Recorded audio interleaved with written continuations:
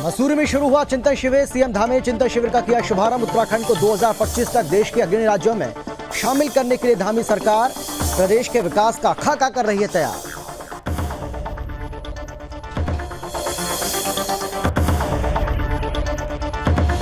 पर्यटन मंत्री सतपाल महाराज ने पौड़ी की जनता को दी बड़ी सौगात। विधानसभा दौरे के दौरान पर्यटन मंत्री ने 36 करोड़ की लागत की योजनाओं का किया शिलान्यास।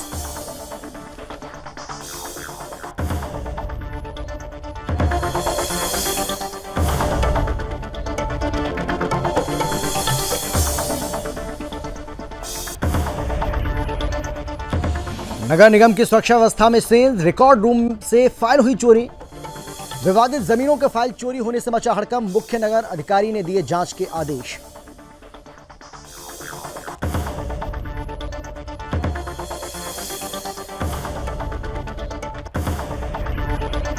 तीन दिनों तक चलने वाला मंथन चिंतन शिविर हुआ शुरू। कैबिनेट मंत्री गणेश जोशी ने चिंतन शिविर को लेकर दी जानकारी। गणेश जोशी बोले, चिंतन शिविर में विकास के मुद्दों पर होगी चर्चा।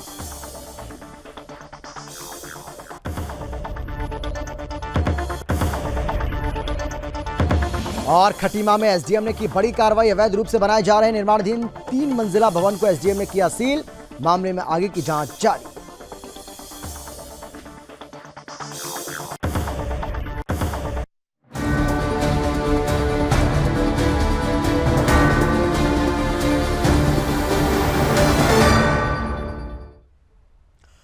नमस्कार, आप देख रहे हैं सुदर्शन न्यूज और मैं हूं आपके साथ अमित शर्मा। वक्त है अपना उत्तराखंड का। उत्तराखंड के मसूरी में लाल बहादुर शास्त्री प्रशासनिक अकादमी में 3 दिवसीय चिंतन शिविर का आयोजन किया गया, जिसमें उत्तराखंड के सीएम पुष्कर सिंह धामी शामिल हुए।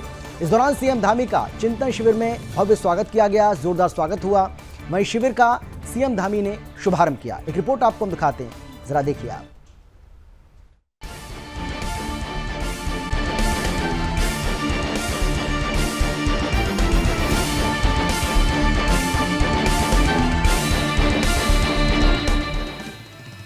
उत्तराखंड को 2025 तक देश के अग्रणी राज्यों में शामिल करने के लिए धामी सरकार ने चिंतन शिविर शुरू किया है।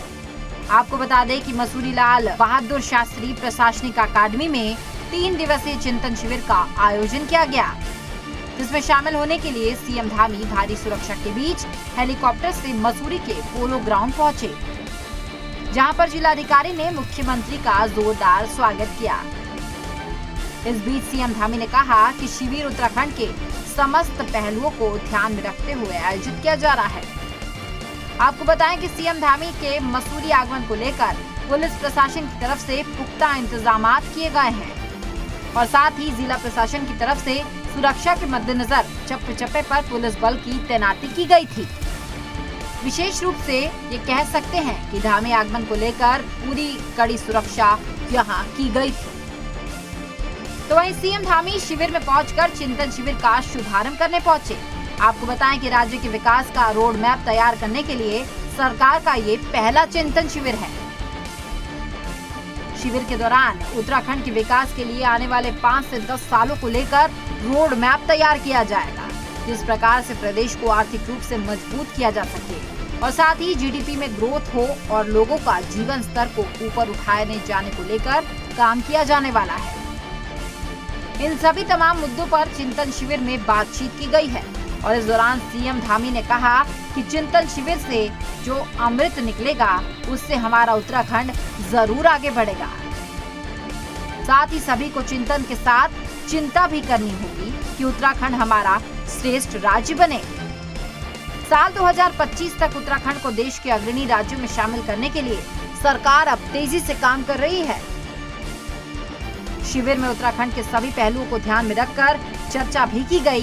तो वहीं चिंतन शिविर में कैसे राज्य 5 से 10 सालों में आगे बढ़े, इसका रोड मैप भी तैयार किया जाएगा। साथ ही सीएम धामी ने कहा कि किस प्रकार राज्य की अर्थव्यवस्था आगे बढ़े और लोगों का जीवन स्तर ऊपर उठे, इसके लिए तेजी से सरकार काम कर रही है।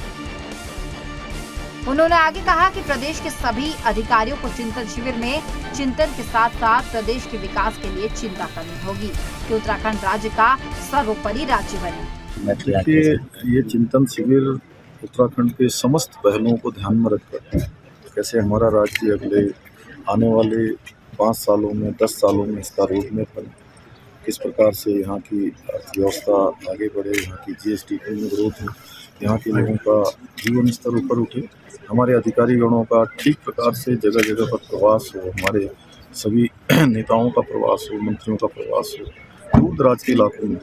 और जो विकास का मॉडल है वो जैसे पुराने समय में लखनऊ में मॉडल बनता था, लखनऊ में उत्तर प्रदेश के संयुक्त रूप से जब हम लोग वहाँ थे तो वहीं से योजनाएं बनती थी।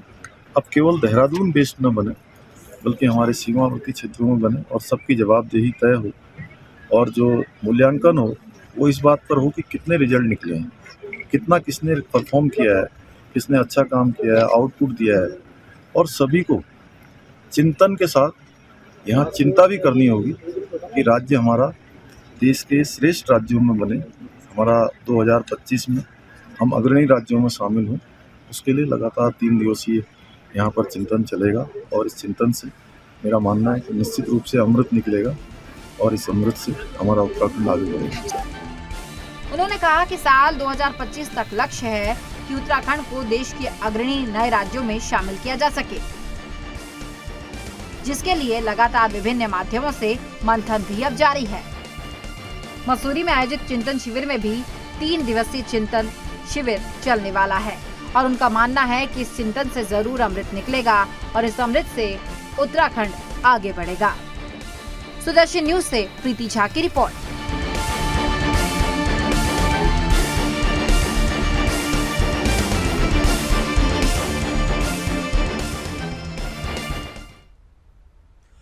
जनपद पौड़ी जिले के चौबट्टा खाल विधानसभा में इन दिनों पर्यटन मंत्री और चौबट्टा खाल के विधायक सतपाल महाराज अपने विधानसभा के दौरे पर हैं। कैबिनेट मंत्री सतपाल महाराज ने 3 दिवसीय विधानसभा दौरे के दौरान लगभग 36 करोड़ की लागत की योजनाओं की सौगात अपने क्षेत्र को दी है।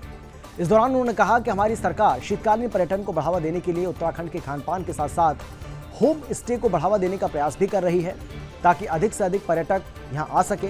सतपाल महाराज ने कार्यक्रम के दौरान 1282.45 लाख रुपए की धनराशि की योजनाओं को अपने क्षेत्रों में दिया।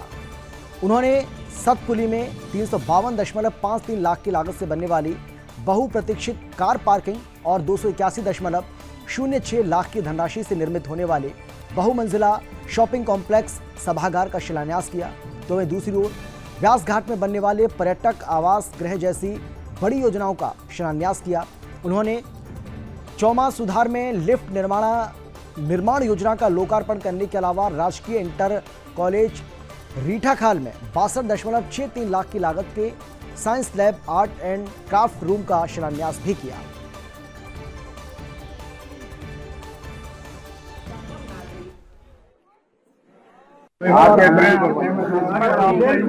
महिलाओं का सम्मान करती है और मुझे बहुत अच्छा लगा कि माननीय मंत्री जी के क्षेत्र में और कई जगह मतलब जैसा कह रहा था कि महिला को बनाया है क्या होगा, परंतु पूरे जिले में लोगों में उत्साह है कि महिला को बनाया है और पुरानी महिला को बनाया है और वो संगठन का भी सरकार का भी सबका धन्यवाद देते हैं। सभी कार्यकर्ता खुश हैं। वासियों को 12 करोड़ 19 लाख 82 हज़ार की सौगात दी गई है। इसमें हम लोग सतपुली के अंदर कार पार्किंग बना रहे हैं जो 3 करोड़ 52 लाख 53 हज़ार का बन के तैयार होगा। इसमें यहाँ ब्यास घाट में एक TRH बनने जा रहा है जो मुख्यमंत्री की घोषणा है। 4 करोड़ 76 लाख 57 हज़ार। नगर पंचायत सतपुली में बहुमंजिला शॉपिंग कॉम्प्लेक्स और यहाँ पर सभागार बन के तैयार होगा। 2 करोड़ 81 लाख 6 हज़ार की लागत में बन के तैयार होगा। ये यहाँ के लिए बहुत बड़ी सौगात है। चमासूधार में लिफ्ट निर्माण का लोकार्पण आज किया गया है। 1 करोड़ 9 लाख 66 हज़ार। 12 करोड़ 19 लाख 82 हज़ार। देहरादून में नगर निगम में अक्सर विवाद के मामले सामने आते रहते हैं, लेकिन इस बार एक ऐसा मामला सामने आया है जिसने निगम प्रशासन की सुरक्षा व्यवस्था की पोल खोलकर रख दी है। आपको बता दें कि राजधानी के बीचों बीच और तमाम सुरक्षा व्यवस्थाओं के बावजूद नगर निगम के रिकॉर्ड रूम से फाइलें चोरी हो गई हैं। निगम में विवादित जमीनों के फाइल चोरी होने के बाद हड़कंप मचा हुआ है। इस मामले में मेयर सुनील उनियाल का और मुख्य नगर अधिकारी मनोज गोयल ने जांच के आदेश भी जारी कर दिए हैं। आपको बता दें कि नगर निगम के रिकॉर्ड रूम से करोड़ों रुपए की प्रॉपर्टी और विवादित जमीन की फाइलें लापता होना अपने आप में एक बड़ा सवाल खड़ा करता है। आपको ये भी बता दें कि बीते दिनों रिकॉर्ड रूम के ताले को तोड़कर फाइलों को चोरी किया गया।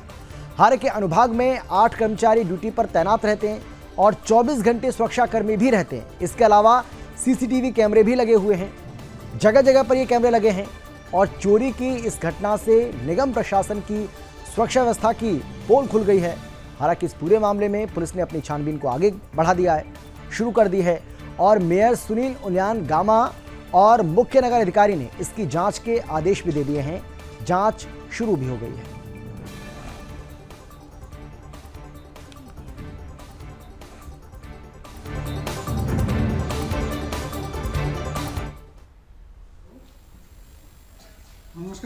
बताया गया है कि ऑलरेडी डिजिटाइज हो चुके थे, तो उनका डिजिटल रिकॉर्ड के माध्यम से इमीडिएटली निर्देश दे दिए गए हैं कि उनका प्रति जो है डेवलप करा ली जाए, ताकि पब्लिक को किसी प्रकार की सूचना लेने में समस्या ना हो। और पुलिस के साथ कोऑर्डिनेट किया जा रहा है कि जो भी नगर निगम में यदि कोई सीसीटीवी कैमरे जो भी लगे हैं और स्मार्ट सिटी के जो यदि सीसीटीवी कैमरे आसपास लगे हैं, तो उनके माध्यम से प्राप्त सूचनाओं को इस्तेमाल करते हुए इस केस का खुलासा करके तत्काल कार्रवाई पूर्ण कर ली जाए। दस्तावेज जो है हमारे कुछ उसमें बस्तियों के हैं, कुछ मोटेशन से संबंधित कागज है, वो गए हैं, लेकिन इसकी हम अपने स्तर से भी जांच करा रहे हैं और पुलिस में भी हमने इसकी रिपोर्ट दर्ज कराई है, वो भी जांच कर रहे हैं। कल भी वो आए थे और कल रात को भी मैंने उनको फ़ोन पे कहा है कि जो भी इसमें दोषी हैं उस पर सख्त से सख्त कार्रवाई भी करें।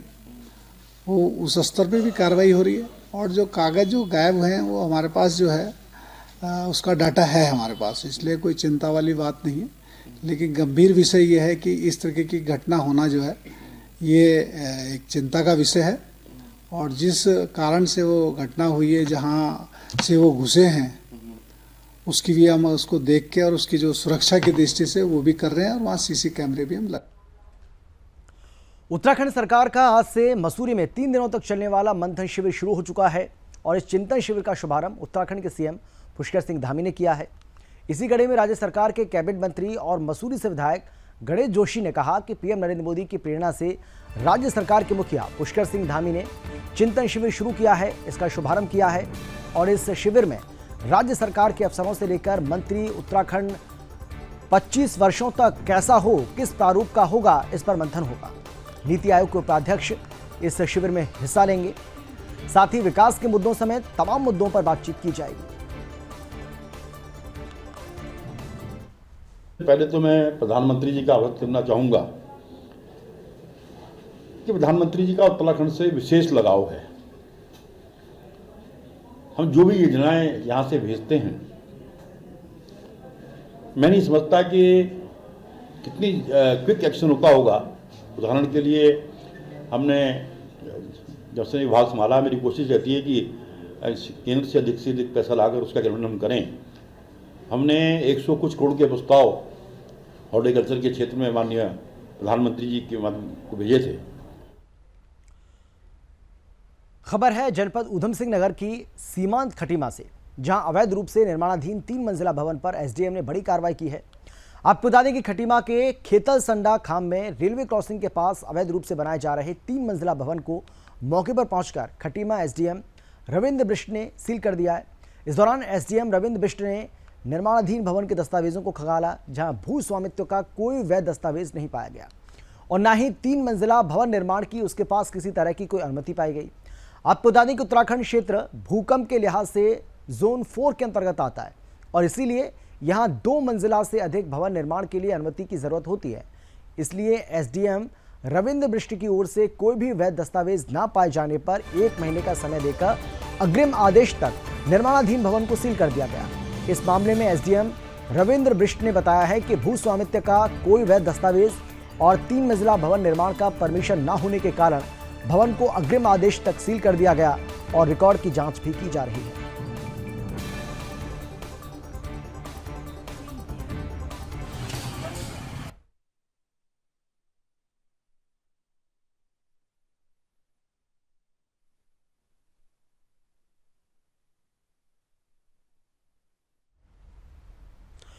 अंकिता भंडारी हत्याकांड मामले में अनशनकारियों को समर्थन देने के लिए अंकिता के माता-पिता श्रीकोट श्रीनगर से ऋषिकेश पहुंचे, जहां अंकिता के माता-पिता ने मामले को लेकर सीबीआई जांच की मांग की है।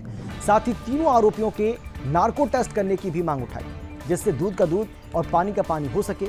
इस दौरान अंकिता भंडारी के माता पिता ने सीबीआई जांच की मांग उठा रहे अनशनकारियों को समर्थन देते हुए न्याय दिलाने की मांग की। अंकिता के पिता वीरेंद्र भंडारी ने कहा कि अपनी बेटी खोई है, जिसकी वजह से वो न्याय के लिए सीबीआई जांच की मांग कर रहे हैं। साथ ही अंकिता के पिता ने मीडिया से बातचीत में कहा है कि अंकिता हत्याकांड के तीनों आरोपियों के नार्को टेस्ट होने भी अत्यंत आवश्यक है ताकि मामले में न्याय मिल सके। वहीं मौके पर सैकड़ों की संख्या में लोग पहुंचे और अपना समर्थन दिया। अपनी मातृशक्ति के लिए, अपनी महिला के लिए, अपनी बेटियों के लिए रोजगार मांगते थे की बात करते हैं, लेकिन दुर्भाग्य रहा उत्तराखंड का। उत्तराखंड के ऋषिकेश का ये मामला है और अंकिता के माता पिता लगातार इस मामले की सीबीआई जांच की मांग कर रहे हैं। और ये तस्वीरें आपको हम दिखा रहे हैं किस तरीके से माँ बाप का रो रो कर बुरा हाल है और पीड़ित परिवार इंसाफ की गुहार लगा रहा है, न्याय की मांग कर रहा है। अनशनकारी भी इस पूरे मामले में अंकिता को न्याय मिले, अंकिता के परिवार को न्याय मिले, इसकी पूरी कोशिश कर रहे हैं। और यही वजह है कि जो अनशनकारी पिछले काफ़ी समय से इस पूरे मामले को लेकर अनशन कर रहे हैं, इस अनशन स्थल पर इन अनशनकारियों को समर्थन देने के लिए अंकिता भंडारी के माता पिता भी पहुंचे, जिसकी तस्वीरें आप देख पा रहे हैं।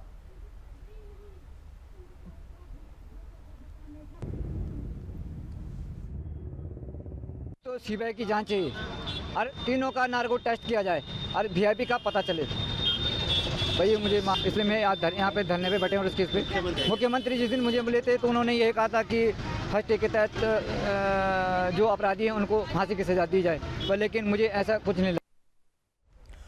उत्तराखंड के रामनगर में पुलिस प्रशासन को बड़ी कामयाबी हाथ लगी है। आपको बता दें कि ग्राम मालधन चौड़ क्षेत्र में हुई युवती की हत्या का पुलिस ने खुलासा करते हुए 24 घंटे के भीतर एक आरोपी को गिरफ्तार किया। आपको बता दें कि 19 नवंबर को मालधन चौड़ क्षेत्र पुल के पास एक खेत में एक युवक का शव पुलिस ने बरामद किया था। इस मामले में पुलिस ने मृतक के परिजनों की शिकायत के आधार पर अज्ञात लोगों के खिलाफ हत्या का मुकदमा दर्ज किया था, जिसके बाद पुलिस ने हत्या के आरोपी को पकड़ने के लिए टीम गठित की है। वहीं जांच के दौरान पुलिस ने हत्या के आरोपी को गिरफ्तार कर लिया। फिलहाल पुलिस ने आरोपी को जेल भेज दिया है। मामले में आरोपी से पूछताछ भी चल रही है।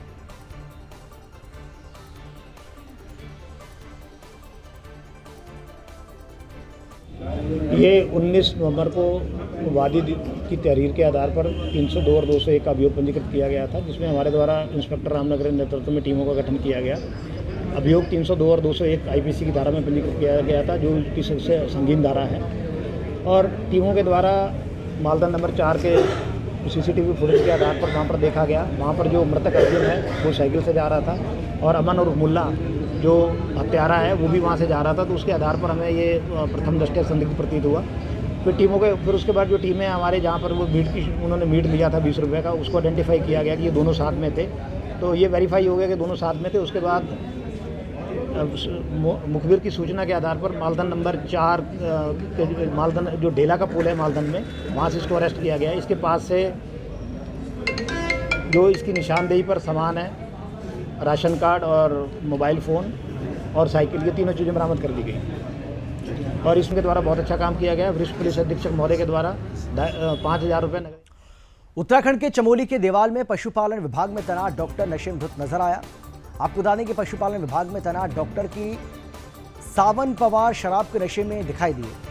देवाल के कुछ स्थानीय ग्रामीणों के द्वारा डॉक्टर को नशे में धुत देखकर पशुपालन विभाग तक हाथ पकड़कर ले जा रहे हैं। वहीं नशे की धुत में डॉक्टर का वीडियो सोशल मीडिया पर वायरल हो रहा है। अब सवाल ये खड़ा हो रहा है कि लगातार डॉक्टर पहले 2-3 सालों से पशुपालन विभाग से नदारद रहे, लेकिन आज तक विभाग उन पर कोई कार्रवाई नहीं कर पाया। वहीं मुख्य पशु चिकित्सा अधिकारी चमोली ने टेलीफोन पर जानकारी देते हुए कहा है कि उनका अटैचमेंट इससे पहले हरिद्वार किया गया था, लेकिन अब उनका अटैचमेंट समाप्त होने के बाद उनको जून महीने में ही देवाल पशुपालन विभाग में भेज दिया गया था, लेकिन वो लगातार शराब के आदी हो चुके हैं। सवाल ये उठता है कि भगवान के बाद डॉक्टर का स्थान दिया जाता है, लेकिन ऐसे ही डॉक्टर शराब के नशे में धुत देखे जा रहे हैं। अब उन पर कार्रवाई क्यों नहीं हो रही है?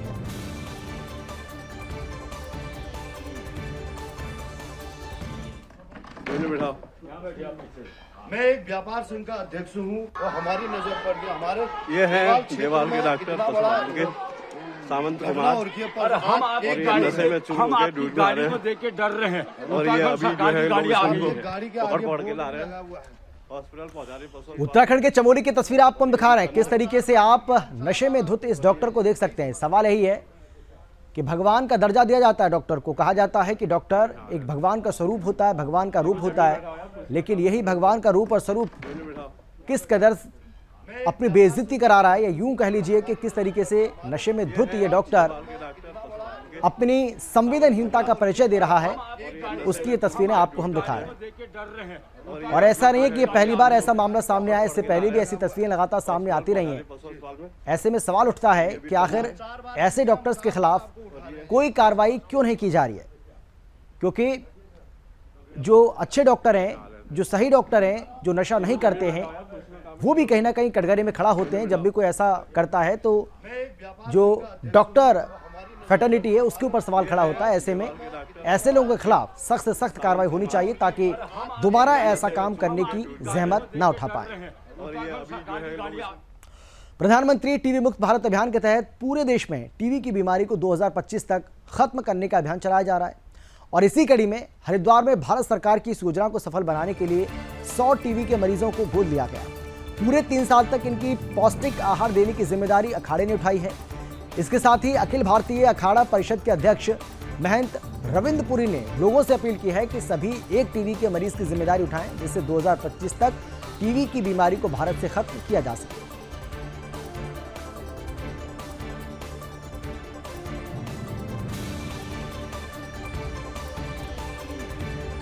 तो 100 टीबी के मरीजों को गोद लिया गया है। 2025 तक भारत को टीबी मुक्त करने का लक्ष्य रखा गया है, टारगेट रखा गया है, और यही वजह है कि 100 टीबी के मरीजों को गोद लेने का फैसला यहां पर किया गया है। और इन सभी गोद लिए हुए टीबी मरीजों की जिम्मेदारी उनकी है जिन्होंने इनको गोद लिया है, और टारगेट ये रखा गया है कि साल 2025 तक भारत को टीबी मुक्त बनाया जाए। एक बड़ी पहल इसे लेकर यहां की गई है।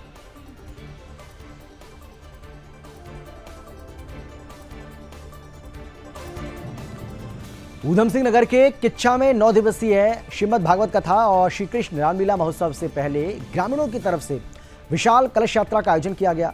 कलश यात्रा में क्षेत्र के तमाम गणमान्य लोगों सहित एक ही वेशभूषा में सजी सैकड़ों कलशधारी महिलाओं ने इसमें शिरकत की है, वो उसमें शामिल हुई। किच्छा के आवास विकास स्थित विवेकानंद पार्क में 9 दिवसीय श्रीमद् भागवत कथा और श्री कृष्ण रासलीला महोत्सव का आयोजन किया जा रहा है। किच्छा के पुरानी गल्ला मंडी से प्रारंभ हुई कलश यात्रा में सैकड़ों श्रद्धालुओं ने बढ़ चढ़कर हिस्सा लिया। इस दौरान बैंड बाजे की धुन पर भजनों की बेहतरीन प्रस्तुति के साथ ही ग्रामीणों ने ध्वज पताका के लिए सैकड़ों कलश यात्रा में वो शामिल हुई। आपको बता दें कि पुरानी गल्ला मंडी से प्रारंभ हुई ये कलश यात्रा नगर के मुख्य बाजार, डीडी चौक, बरेली रोड, आवास विकास होती हुई स्वामी विवेकानंद पार्क कार्यक्रम स्थल पर पहुंचकर समाप्त हुई। कलश यात्रा के साथ ही कार्यक्रम का शुभारंभ हो गया। अब 22 नवंबर से प्रतिदिन श्रीमद् भागवत कथा सुनाई जाएगी।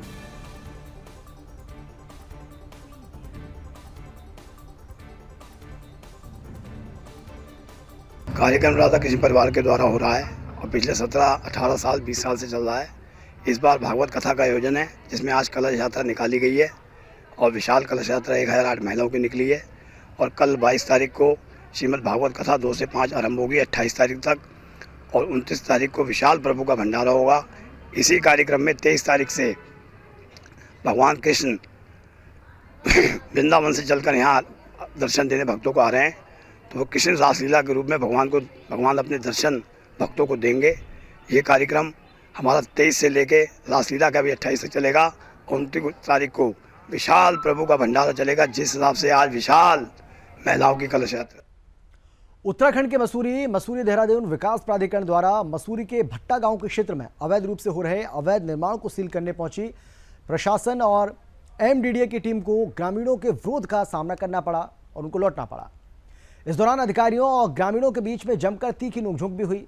ग्रामीणों ने कहा है कि जिलाधिकारी की ओर से आश्वासन दिया गया था कि भट्टा गांव में प्रशासन और एसडीएम की तरफ से निर्माण पर किसी तरह की कोई कार्रवाई नहीं होगी, लेकिन प्रशासन और एमडीडीए की तरफ से अचानक ग्रामीणों को परेशान करने की मंशा से कुछ निर्माण को अवैध बताते हुए सीलिंग की कार्रवाई शुरू कर दी गई, जिसका पुरजोर तरीके से विरोध किया गया। लोगों के भारी विरोध को देखते हुए जिला प्रशासन और मसूरी देहरादून विकास प्राधिकरण की टीम को बैरंग वापस लौटना पड़ा। ग्रामीणों ने कहा है कि उनके यहाँ ज़मीन का बंदोबस्त की सुविधा नहीं है। ऐसे में भट्टा गांव में प्राधिकरण से नक्शे पास नहीं किए जा सकते। उन्होंने कहा कि अगर सरकार और प्रशासन क्षेत्र की ज़मीनों का बंदोबस्त कर दें तो वो नक्शे पास कराने को तैयार हैं। ऐसे में अगर किसी भी निर्माण की सीलिंग विभाग के द्वारा की जाएगी तो उसका विरोध इसी तरीके से किया जाएगा।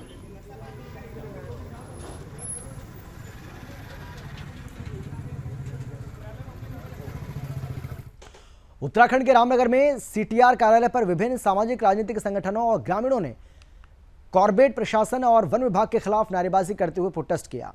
इस दौरान ग्रामीणों ने सीटीआर निर्देशक को ज्ञापन भी सौंपा। आपको बता दें कि ग्रामीणों ने कहा है कि कुछ दिन पहले कालागढ़ टाइगर रिजर्व की मंदाल रेंज के अंतर्गत मरचूला बाजार में एक बाघ आने के बाद वन कर्मियों द्वारा हवाई फायरिंग की गई थी, जिसमें बाघ के छर्रे लगने के बाद उसकी मौत हो गई। इस मामले में विभाग द्वारा वन कर्मी धीरज सिंह रावत के खिलाफ मुकदमा दर्ज करने की कार्रवाई की गई। वहीं ग्रामीणों ने आबादी क्षेत्रों में जंगली जानवरों की ओर से इंसानों पर किए जा रहे हमलों को रोकने सहित कई मांगें की हैं। मांग पूरी न होने पर धरना प्रदर्शन और आंदोलन करने की चेतावनी भी दी।